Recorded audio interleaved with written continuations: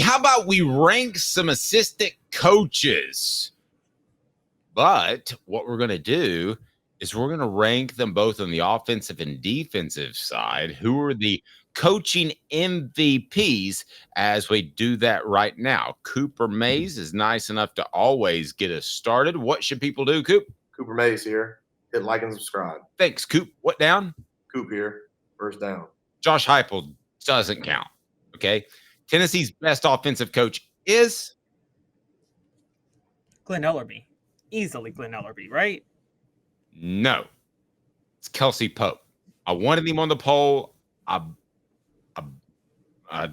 acquiesced to your request of having other instead of Kelsey Pope. But if I had to hire somebody right now off the offensive staff, it would be Kelsey Pope. Age would be a factor. I think Kelsey Pope is learning this offense better than anybody on that staff and better than anybody that's been around Josh Heupel other than Alex Golish. I think Kelsey Pope is going to be a very successful head coach one day.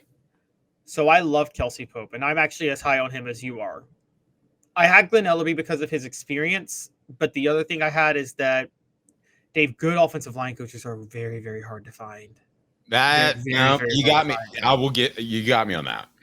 You got me on that. I mean, it's and especially one that fits your style. Yes, because teaching teaching blocking isn't just teaching blocking. There are different styles of blocking that would go with an option or a veer or a pro style or even a run and shoot. So I will give you that. You got me there. It is a tougher position to find. And it's the most underrated story of the 98 season. And I don't know if you remember it, Dave, but Philip Fulmer went and got Mike Berry to coach the offensive line that all season. Remember that? Going into the year. And do you remember how much better the line was against Florida that year than they were the year before? Oh, yeah. Mike Berry's a great coach. Mike Berry and Doug Marrone. Doug Marrone ended up being an NFL head coach. And when Doug Marrone was at Tennessee, Travis Stevens set the record for rushing yards in a season, didn't he? You know what they both figured out real quick? What? The head coach, when he's a former offensive line coach, is going to be looking over your shoulder at all times, and it ain't no fun. I mean, that's even when you're doing a good job. By the way, Mike Berry, since you brought him up, the one coach that got physical with me at one point. He would, and I could see that, but tell me the story now. Let's get the second down first. Cooper Mays here. Second down. I'll tell you. Best defensive coach. You know, it seems obvious. Okay, I'll go obvious. I'm not going to be avant-garde. It's Rodney Garner, but I want to say Tim Binks because I have such high regard for what Tim Binks does. I do too. I like what he puts together, and I'm not being avant-garde. I don't even know what that means, but I'm not being difficult just for being difficult's sake, and I'm not just being devil's advocate. I think Tim Binks also. My two favorite assistants on this staff are Tim Binks and Kelsey Pope. So that's where I stand in the whole kit and caboodle. Ask you third down, 4 downs today, brought to you by our friends at the Hemp House, the premier hemp dispensary online with a wide variety, great selection, and strict standards to ensure you only receive the best in CBD or Delta products. Hemp House Chat with 2Ts.com.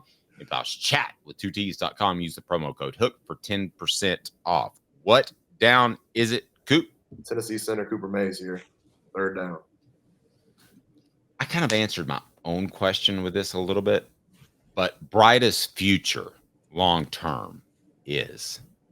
That's easy. You are right. It's Kelsey Pope. Kelsey Pope is this is where I will repeat everything you just said. He's a rising star in the game, and he's going to be an amazing. The guy is head coaching material. You're right. He understands the offense. And guys, I want to give you guys Kelsey Pope's resume real quick. He was the off-field analyst under Cody Burns his first year at Tennessee at 25.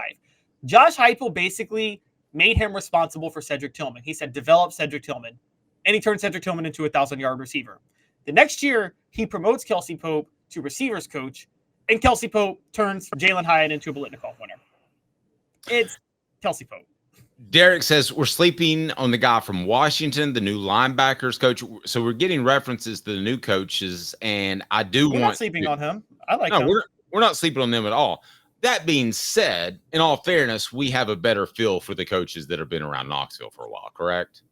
Correct. And again, William Ing is a very good assistant coach long term. You just brought it up. Kelsey Pope is head coach material. Kelsey Pope is what, if Philip Fulmer didn't slow walk it, what Trooper Taylor would have become. Because Trooper Taylor was head coach material too back in the day. There's no question in my mind. If he wants to be a head coach, he can be a head coach. I think he's got family man in him, and there's nothing wrong with that whatsoever. So we have fourth down before I get to my story about coach getting physical with me. I'd love to hear your story about. Are you excited about that one? Mike Berry strikes you someone who would get physical with a hooker. All SEC center Cooper Mays here. Fourth down. Coop's Ball Report brought to you by City Heating and Air Conditioning coming up later in this week. He's a first-team All-American, so I'm excited to ask him about that. Okay, tough time. The one coach that Tennessee could easily afford to lose would be. Oh my gosh, this is the easiest one possible. He's Joey Halzle. I know, and we're just ripping on the guy, and he's only had a year on the job, but am I wrong, people? Look, I think people ripped Joey Halzle too much for last year. It wasn't the change in offensive coordinators as much as it was the change in quarterbacks. However, Joey Halzle is a very replaceable assistant coach. I mean, we're talking about a guy who, it's Josh Heupel's offense, one. And two, red flag after red flag. Joey Halzle was an Heupel assistant, off-field assistant for like 10 years before he got promoted to an on-field role. That says something. It's similar to how John Chavis was a defensive coordinator for how many years and never got a head coaching offer, or Brent Venables. The reason we don't believe in Brent Venables, when a defensive coordinator is a coordinator that long and never even gets an offer, that's a red flag. See, Kirby Smart actually got offers. He was just smart, no pun intended, and didn't want to take jobs at bad programs. Brent Venables never got an offer. Joey Halzle never got an offer to be promoted to the point where he actually left coaching and went to the private sector for a minute and then came back. Guys, I can't tell you how many times that Caleb says something that catches my ear and we end up completely changing gears on what we were going to do. You want that if you're Josh Heupel at the table. You want somebody that is going to bring new ideas to the table and is going to challenge you. The problem I had with Joey Halzle from the get is his lack of experience, which I know worked with Kelsey Pope, but this is a position. This is a coordinator position, not a position coach position. So that was the issue I had. And I don't know what he's bringing to the table that he already hasn't learned from Josh Heupel.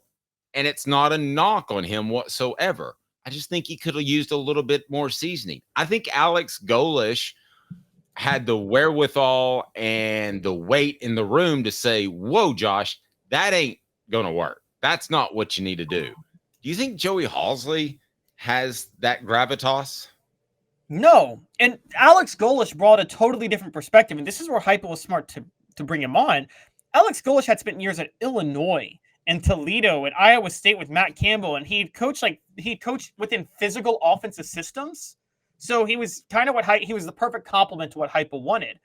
Before Alex Golish, Heupel's offensive coordinator was Jeff Lebby, who was developed in the Art Briles, Kendall Briles system, which we really don't talk about how cutting edge the Art Briles system is. Whatever you think of Art Briles, a human, okay, that system was so far ahead of the curve. And really, he got fired before anybody figured it out, quite honestly. And Josh Heupel brought in Jeff Lebby. When Lebby worked under Heupel learned as much from Lebby offensively to develop his offense as Lebby did from Heupel. So Heupel, and now Lebby's a head coach at Mississippi State, and Golish is a head coach at South Florida. Does anybody think Joey Halzle is going to be a head coach somewhere within the next 5 years? Because I don't. If I had to pick, I would say, yeah. Okay, let's run them down real quick. I don't think Garner or Ellerby want to be head coaches. Fair. I'm not going to pretend to know the two new coaches.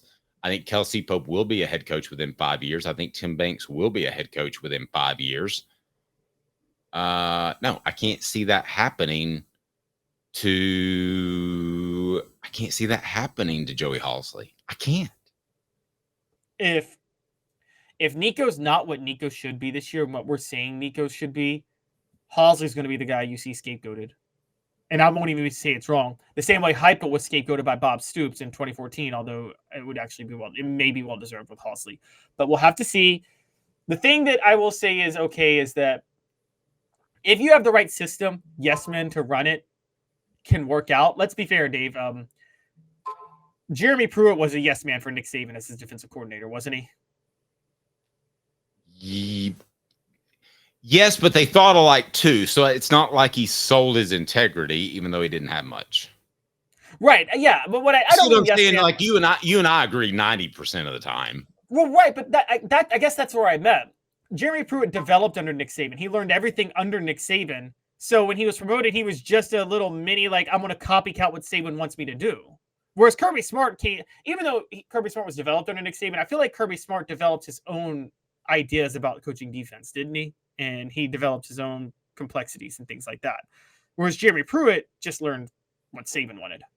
It's funny how our message board is just all over the place. And, we didn't mention Willie Martinez, but Willie Martinez, I think, is still undecided. I don't really know how good Willie Martinez is because I don't think he's had great things. Willie Martinez scout. Oh, sorry, you want to finish your point?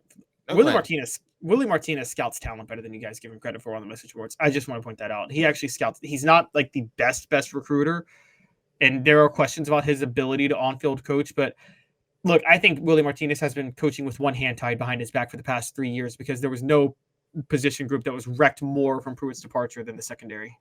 I feel like there are times you can see that in his face at times that he's just like the guy who's going to work and he's got just limitations on what he's able to do. So I want to go to the message board because you're really all over the place. And then I'm going to reset the poll question. Hang tight with me. Give me 15 seconds. And I want to tell you a little something about Ray Varner Ford in Clinton. Per cab 4x4 STX, $45,985. 24 Ford Escape, $30,962. 24 Ford Maverick XLT, $32,720. Ray Varner Ford, your East Tennessee Ford dealership. So we've got everything from this to the message board to I'm wondering if Halzle isn't just Heupel's yes man. You're crazy, Dave. It's okay. Now, G White 713, great question. Okay, if not Halzle, who would you replace him with? Not that we want him gone. Unless, okay. My answer to that question is you don't want him gone. My answer to the yes man comment is he may be. And that's perfectly fine because Josh Heupel is going to run this offense. If you had to have one weakness on the staff, you'd want it to be offensive coordinator, I believe. Now, Caleb said it. If Nico doesn't play well this year, okay, then it's not a Joe Milton thing. Then you've got to be concerned about the top. Injuries, major injuries to the offensive line aside, yes, that should be the determining factor. And then suddenly, if Nico has a hooker-like year in 2022, then you might be talking about him being a head coaching candidate one day at a smaller school. But does he get any sort of job like South Florida? Not for 4, 5, 6, 7, 8 years. Yeah, I don't think so. Because, by the way, guys, coaches talk. So it would take a long time for Halzle to get the job because people would know. Why do you think people were hesitant with Smart and Jeremy Pruitt for such a long time? They felt it was Nick Saban's defense. When Randy Sanders was Tennessee's offensive coordinator, he never got an offer as a head coach, did he? Not once. And I think people just felt that, and you can give some insight on this, but didn't people feel that Randy Sanders was just running what Fulmer wanted him to run when he was offensive coordinator there? Yes. Absolutely. Whereas Fulmer would turn the keys over. The Dave Clawson thing was determined not to work because he wanted to see that. So it's Josh Heupel is not going to hire some coach that comes in here and wants to run the triple option. No, but Josh Heupel will hire coaches that break from him and he can listen to, and that's where the difference in coordinators are noticeable. What I'm saying is the difference between David Cutcliffe and Randy Sanders. Philip Fulmer listened to David Cutcliffe, right? If Philip Fulmer and David Cutcliffe are in a room and David Cutcliffe says, we got to do this, Fulmer's like, he backs down. But if he and Randy Sanders are in a room and Randy Sanders says something he disagrees with, Fulmer made sure he won out on those. Am I gauging that right? No. I can roll with that. I can agree with all that.